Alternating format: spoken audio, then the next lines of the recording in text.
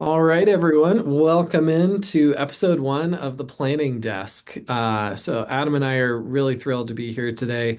This is a brand new type of episode for us. If you're one of our current clients and have followed our markets and economy over the years, this will be a little similar and have quite a few differences as well. We're excited to be able to dive in on financial planning and tax planning in particular today. And with that being said, let's do the intros and dive into the conversation. I'm Jarrod Musick. I'm the CEO here at Destiny Capital, and my role when it's comes to working with the client service teams is to work closely with Adam and the rest of our CFPs on financial planning, tax planning, and overall strategy for our client families. Adam? Yep, I am Adam Burch, Senior Client Wealth Strategist. I lead our client service team, and of course, part of my role is helping clients translate the planning ideas like those that we're talking about today into really simple action items. Awesome. Okay, so we're here in July, and we really wanted to take a pause and talk about tax planning and what we're working on behind the scenes and what we think everybody should be working on right now. For those of you who are not in our world, which is most of you, you're probably thinking it's the middle of the year. I just got done with my tax filing. You know, if I'm making quarterly estimated payments, I just did my second one in June. Why are we talking about taxes? We have so long to go until we start this process again. Well, a lot of valuable reasons here on why it's important to get going early and things that we can take action on and take advantage of now. So, Adam, do you want to talk about, when we're looking at this midsummer period, what we're looking at and why? Yeah, sure. So mid-year is a really valuable time to plan because most of you filed your prior year's tax return. So there's a good snapshot there of how well you've executed on the tax plan from the prior year.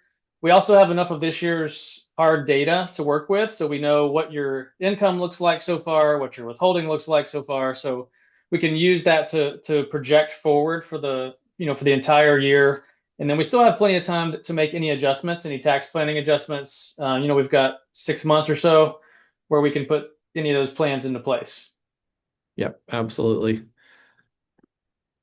All right. Well, we broke this down into four major planning, we're calling them moves, things that you should be taking action on, looking at, or potentially making taxable decisions on right now.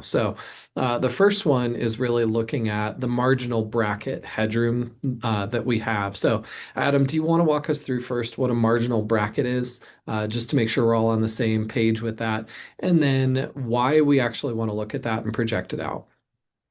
Yeah, sure. So uh, as we incur income throughout the year, our that income puts us in different tax brackets, and they're gradual. So, we start out, we have a 10% bracket, a 12% bracket, 22, 24, and then so on. And each sort of section of your income gets taxed at that rate. And so, really, when we want to look at this, we want to evaluate what bracket you're likely to be in if nothing changes for the year. So we're looking at what's happened so far this year with your income and your withholding. And that helps give us an idea of what bracket you're likely to be in. And then we can look to see what space you might have in your current bracket, between your current bracket and that next bracket, to see if there are any ways that we can fill that bracket in a really smart way to avoid. Really, the big picture goal is, from our perspective, we want to try to help clients pay the least amount of taxes as possible for their lifetime. So we of course are looking at what happens this year, but we're not only looking at this year or only next year. We're thinking really long term. What moves can we help clients put into place right now that will help lower their lifetime tax liability? So that's really the goal here. Yeah.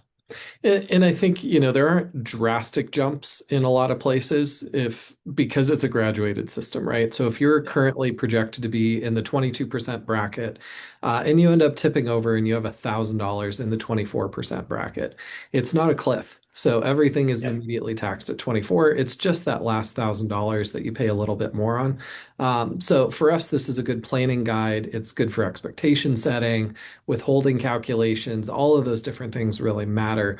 But tipping over into another bracket is not the end all be all. Even if you're going to tip from, the 35 into the 37, which is currently our top marginal bracket, it's not the end of the world. So it's a guide. It's not really something that should dictate everything else that we're doing. Yeah, that's Um, right. but the second move, when we think about tax loss harvesting, that is something that we can be taking action on over and over, and that really has a cumulative benefit. So it can kind of be a foreign concept. We do have conversations with clients where they say, "Man, I hate losing money on anything," and it's like, well, if you have losses, they are used to be able to offset income in other places. So even though you might not like it, losses do happen. They happen in very, very good years at various points in every portfolio. And it's always great to be able to recognize that, hey, there's a tax planning and an economic benefit to tax losses. So when we think about harvesting and how that actually works and how the value of that loss that's recognized shows up, Adam, do you want to walk us through tax loss harvesting and how we look at it? Yeah, sure. And I do think it's important to point out, sort of going back to what you said, that losses or seeing positions that are down in the portfolio, that is part of having a diversified investment portfolio. So and we certainly understand that volatility and seeing those down positions can be uncomfortable emotionally, but from a planning standpoint, it can also create really good opportunities for us to help, like you said, offset income in other places. So, the basic sequence is pretty straightforward. We look for losses to harvest. We reinvest those dollars in something similar, not exactly the same securities. And then we can use those losses that we generated or that we captured to either offset gains now in the portfolio or down the road. Yeah. And, I think when we think about losses, I always like to say that we don't have one tax system. We have like 12. And so you have sales tax, you have property tax, you have import duties, you have stamp duties and transfer tax payments, you have payroll taxes, you have income taxes, you have capital gains, all of these different things, and estate and gift and, right? Yeah, I, yeah, I can go on. I won't, but I can. But this is one of those areas where the different types of tax do interact with each other. So when you have capital losses, you can use some of them up to $3,000 a year to offset ordinary income, which is great. They set that limit, I think, back in the 1980s, and they haven't indexed it to inflation. So it used to be quite a bit more valuable. It's not terribly valuable right now. So if you say, hey, I generated a net $15,000 of capital losses last year, oh man, I can only use $3,000 to offset ordinary income. Well, worry not because you get to keep the other 12,000 and you get to carry it forward so that, number three there, we're banking it. We get to record that on the tax return. It doesn't expire until you do. So Adam made the point as we were getting ready for this. He said, hey, we say indefinitely there. That's until you die and then they do go away. So they don't expire until you do. So great way to think about that.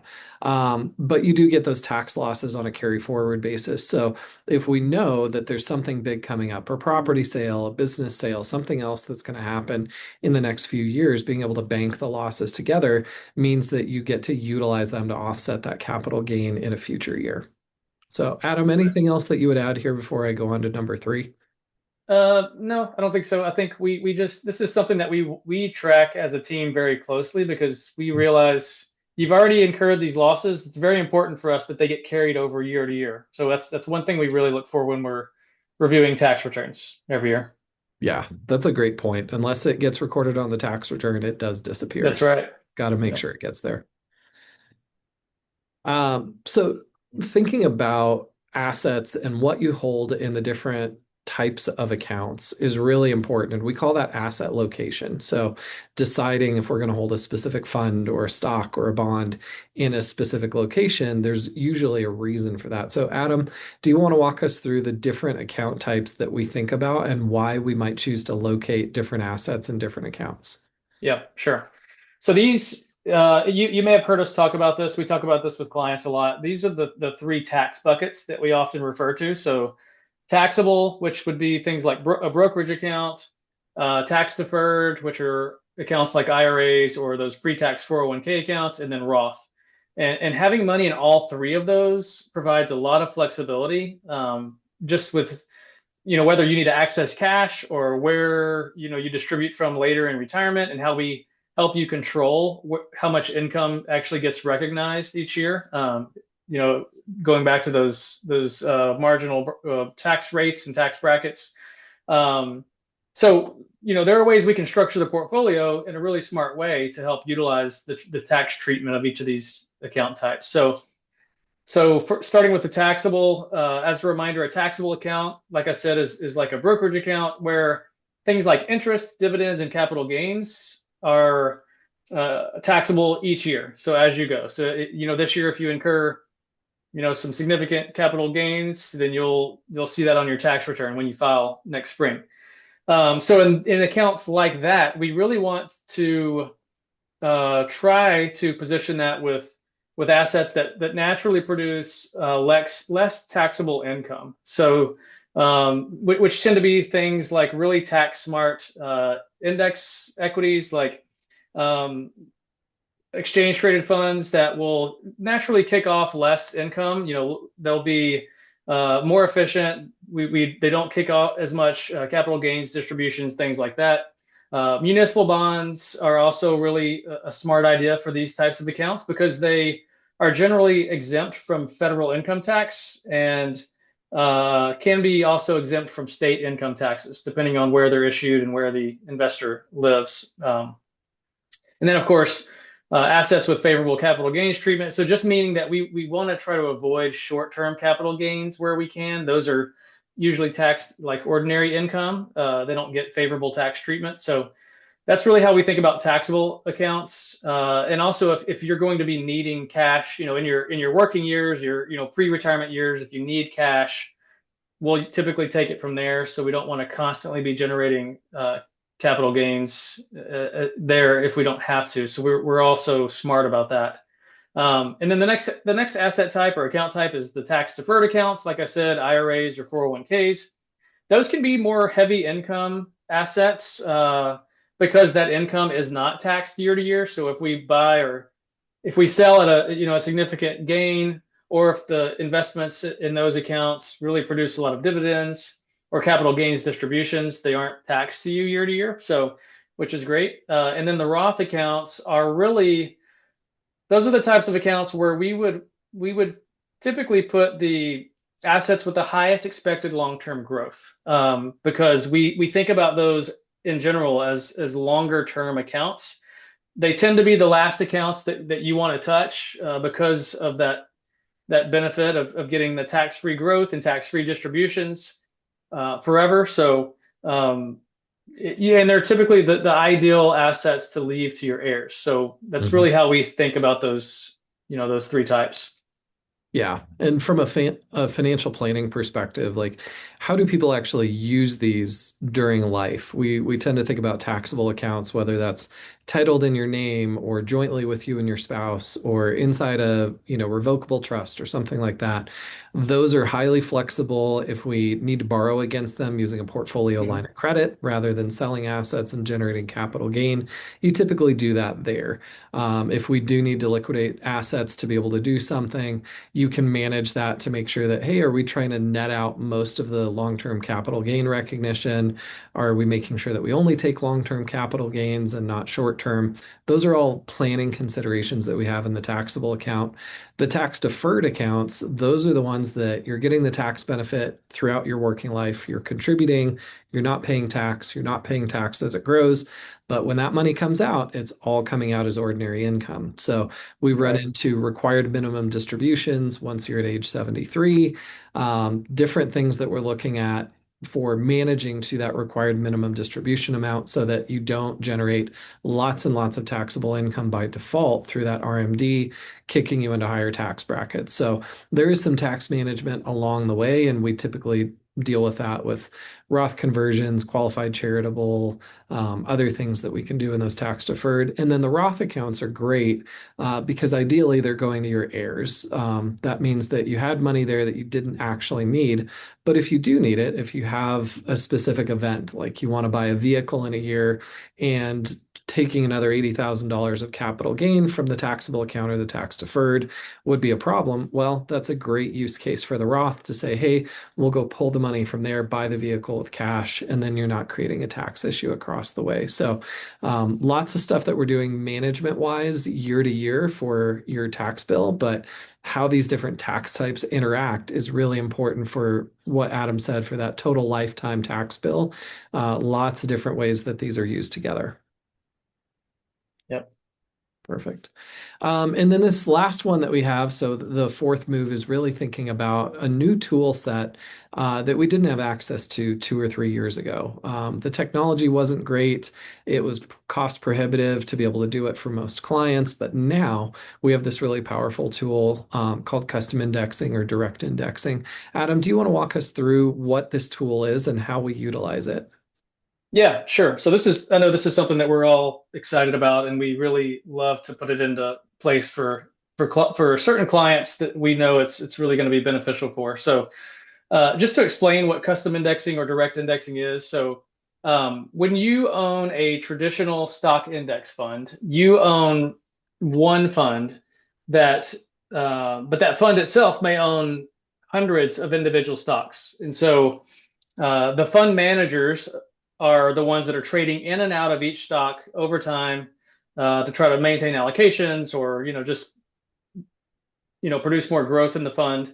The benefit to you as the investor is simplicity. You own one ticker, one fund.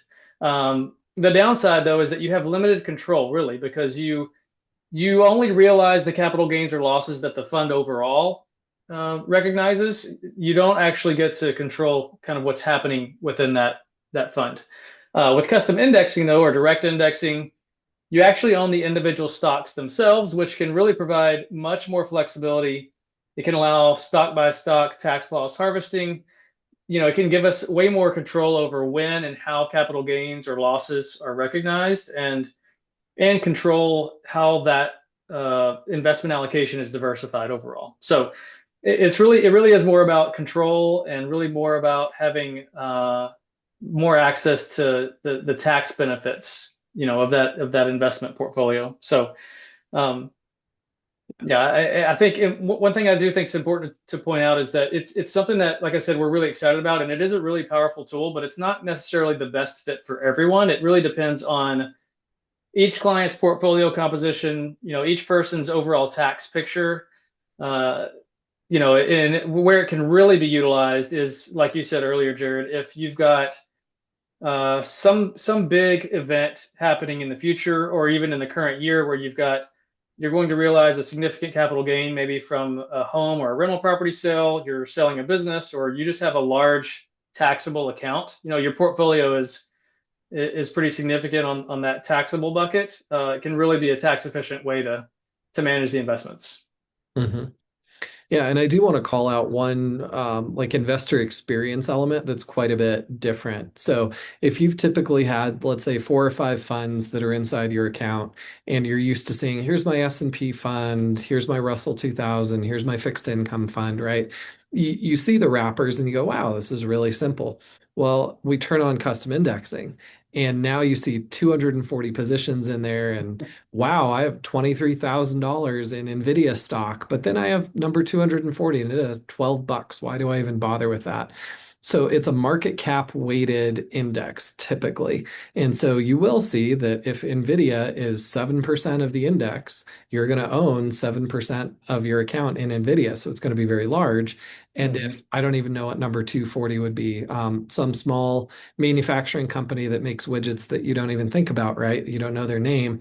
You might only own $12 of them because that's their relative weight inside the index. So it'll just feel a lot different to log in or look at your statements and see a much larger list of names. You'll see a lot more transactions month to month as some of the tax loss harvesting and rebalancing is done. So it definitely feels a lot different different, but from a tax planning perspective and a lifetime tax management perspective, it adds quite a bit of value, as you said, Adam, when it makes sense for a specific client. So definitely a cool tool that we're bringing to bear for a lot of our client families where it makes sense. Right. Okay, so for those of you who already work with us, thank you so much for tuning in. We are running this checklist internally. This is stuff that your team is working on to make sure that we're bringing up things where you need visibility on them. We're making sure that everything is managed in the way that it should be. If you're joining us as a guest, welcome. And I would recommend either, write this down, screenshot it, or send Adam or I a message over at destinycapital.com, and we're happy to send this checklist to you. But these are the things that we really feel like should be accounted for in the middle of the year. Adam, do you want to walk us through why these are on our mid-year checklist? Yeah, sure. Like I said, the timing is perfect actually because we've got enough history and enough, runway where we can really get a good understanding of what we think is in front of us and then make any adjustments. So that the first step, like we talked about earlier, is really understanding what happened so far this year and then using that information to project out, the full year's income. So we have uh, capability to create some really great detailed tax projections. And so we want to make sure that we just have a good understanding of what your income is going to look like. And then that gives us a good idea of what that marginal bracket headroom might look like. So we'll make sure that we also check your tax withholding or your estimated tax payments to see if they're on track, to see if you're going to likely meet those safe harbor amounts. Um, Again, looking for opportunities to harvest any losses in the portfolio as markets move up and down. Putting the assets on the right shelf, that just means placing assets in the right account types, those tax buckets that we talked about a few minutes ago. And then, with that, we can set a really good capital gains budget so that we don't push clients into a higher than necessary tax bracket, or we can take advantage of opportunities that are out there. Yeah, absolutely. And there's so much tax planning and tax implementation that happens all along the way. It truly is not just the first quarter of the year when we're filing. It's not at the end of the year when we're wrapping stuff up with giving and gifting and intrafamily loans and all the things that we do. Middle of the year is really a great time to take action on a lot of these different pieces. So definitely, if you're working with this stuff on your own, grab this checklist and make sure that you're looking at it. So as we wrap up here, we are in a regulated business, so we have some disclosures here. Adam and I do this as an educational endeavor. So we've done our very best to make sure that everything is accurate and up to date with information. If we made an error, we sincerely apologize. But please do not make any life-altering decisions without talking with your tax, investment, financial planning attorney, somebody who can help you make a really good decision, because this is just educational. So as we wrap up, Adam, what's your closing thought that you would like to leave the audience with? Yeah, I think I would just say if you are a client of Destiny Capital, we want you to know that we are already doing a lot of this planning on your behalf behind the scenes. And many times we're reaching out to clients to talk about these things, or we'll talk about it in our review meetings, or in an end of year or end of summer conversation. But we also want to make sure that we invite you, even if you're not a current client, to reach out to us if you have any questions just about, are there any things you should be thinking about mid-year? Are there any changes you should be making? What is your tax picture likely to look like? Or maybe you're not a client and you've been underpaying or under withholding every single year. Those are things we can easily help clients with. So if you're interested in a conversation, please just reach out to us, and we're always happy to have that conversation. Absolutely. Couldn't have said it any better, Adam. Thank you, everyone, for giving us some of your valuable time. We really do appreciate it. And stay tuned. We'll have another episode in August. So if you have specific questions or areas around tax or financial planning that you'd like to make sure that we cover, head over to destinycapital.com, drop us a form, and Adam and I can make sure that we cover those next time. All right. Thanks, everybody. Take care.